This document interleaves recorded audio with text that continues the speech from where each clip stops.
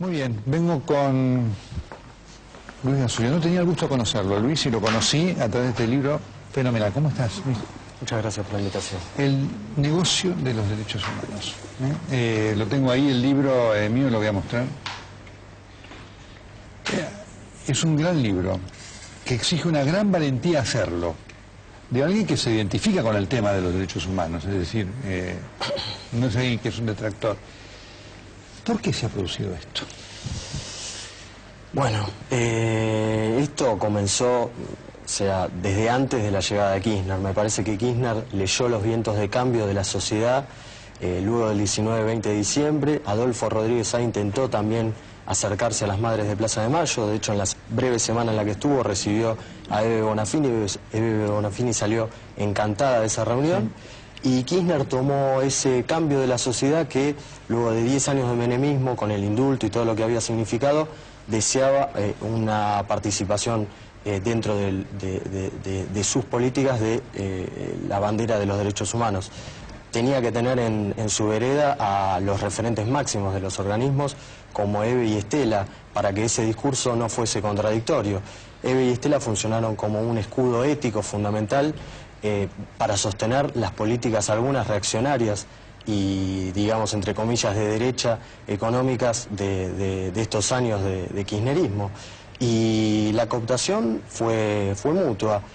La reescritura del pasado fue de ambos, porque Eve y Estela no pueden desconocer que durante varios años, muchos años, o fundamentalmente durante la dictadura, nunca fueron recibidas por Kirchner cuando era ni intendente ni como gobernador de Santa Cruz, ni tampoco se preocupó realmente por los derechos humanos del presente con una policía provincial que era una de las más represivas en aquellos tiempos. Correcto. Inclusive en algún momento Néstor Kirchner, cuando era gobernador, aconsejó no hacer marchas a las organizaciones de derechos humanos, ¿no? Ahora, junto con esto nace un negocio fenomenal, digamos. ¿Hay ideas de la millonada que se ha llevado Sueños Compartidos? El negocio es fenomenal, exactamente, porque no es solo económico, no es solo plata, sino es simbólico. Es el gesto, es sentirse de algunos referentes de organismos que pueden influir en las decisiones de poder, es sentarse en la primera fila de todos los actos públicos, es tener participación en el espacio, en la ex ESMA para hacer estas cosas que hizo el ministro de Justicia. Son un montón de cosas. Y van acompañadas de muchos recursos que otros organismos de derechos humanos desistieron de recibir y bueno, pasaron algunos casi al ostracismo. No están en las tapas de los diarios, de los periódicos, ni son recibidos por la presidenta cuando así lo requieren. Recordemos lo que pasó con las comunidades Cuón, que la fue a apoyar Nora Cortiñas y los echaron a patadas con jóvenes de la Cámpora hace 2 años.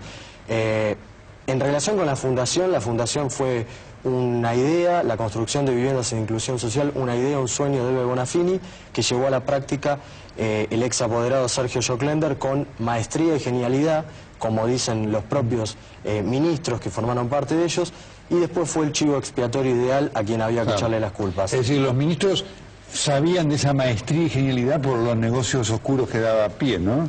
Sabían no solo la maestría y genialidad de los negocios, sino de que también Joclender era una máquina de trabajar, estaba a las 26 horas del día, más de las 24, y realmente estaba comprometido con el proyecto. De hecho, cuando se van los Joclender, prácticamente Sueños Compartidos desaparece.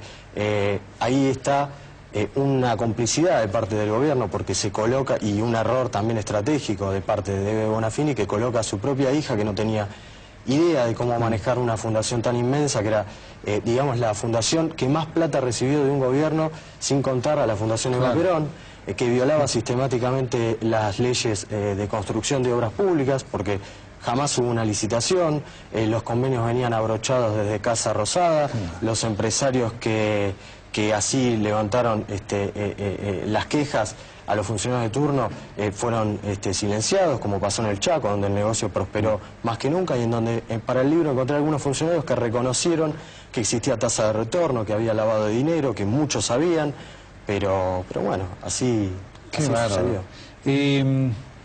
¿Por qué se cae, digamos, esa maquinaria de corrupción? ¿Qué es lo que detona el estallido con la idea de Jock-Lender, que permite abrir la puerta a esta máquina de corrupción fenomenal. La ida de Jock-Lender, en el momento en el que sucede ya, Jock-Lender estaba ido. A mí me lo cuenta Alejandro Pitu Salvatierra, el ex líder de la toma del Parque Indoamericano, 15 días antes de casualidad.